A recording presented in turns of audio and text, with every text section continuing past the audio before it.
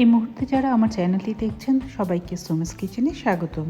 আজকের পর্বে আমি তৈরি করব নারকেলের নাড়ু।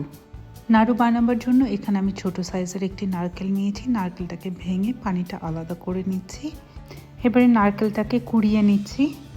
আমার এই রেসিপিটি ভালো লাগলে আমার চ্যানেলটিকে লাইক, শেয়ার এবং সাবস্ক্রাইব করবেন। আর কোনো প্রশ্ন থাকলে অবশ্যই কমেন্ট করে জানাবেন। আর আমার ফেসবুক পেজটাকে ফলো করতে ভুলবেন না।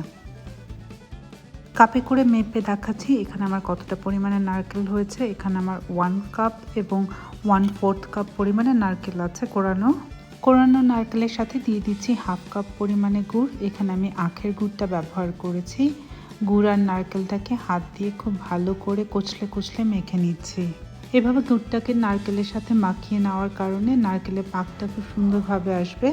মাখানো গুড় আর নারকেলগুলো দিয়ে দিচ্ছি একটি কড়াইয়ের মধ্যে।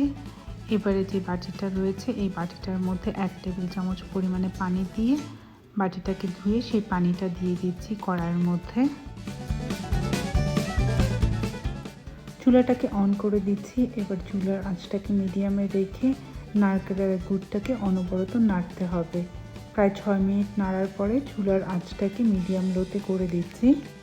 এই আঁচে আরও 6 মিনিটের মতো গুড় আর নারকেলটাকে নেড়ে যাচ্ছি। এখানে দেখতে পাচ্ছেন গুড় আর নারকেল থেকে পানিটা সম্পূর্ণ শুকিয়ে গেছে আর নারকেলগুলো একসাথে দলা বেঁধে যাচ্ছে। একটু হাতে তুলে দেখাচ্ছি আমার নারকেলের এখানে খুব ভালোভাবে পাক চলে এসছে। যখন এটা খুব গরম, হ্যান্ডেল করা খুব কঠিন, কিন্তু তারপর একটু ধরে কষ্ট করে দেখতে হবে। যদি নারকেলটা দলা বেঁধে থাকে তাহলে বুঝতে হবে নারকেলে পাক চলে এসছে। এবারে নামিয়ে নিচ্ছি নারকেলগুলো নামিয়ে এক জায়গায় দলা করে রাখছি যাতে খুব দ্রুত ঠান্ডা না হয়ে যায়। একটু ঠান্ডা হলে এখান থেকে কিছুটা করে নারকেল নিয়ে হাতে গোল গোল করে নাড়ু শেপটা করে নিচ্ছি। এই নাড়ুগুলো অল্প গরম থাকা অবস্থাতেই বানাতে হবে, ঠান্ডা হয়ে গেলে নাড়ু শেপটা করা যাবে না। একইভাবে আমি সবগুলো নাড়ু বানিয়ে নিচ্ছি। আর এইভাবে নাড়ু বানিয়ে একটু ঠান্ডা করে মুড়ির মধ্যে রেখে দিলে প্রায় 3 মাস পর্যন্ত এই নাড়ুগুলো একদম ফ্রেশ থাকবে।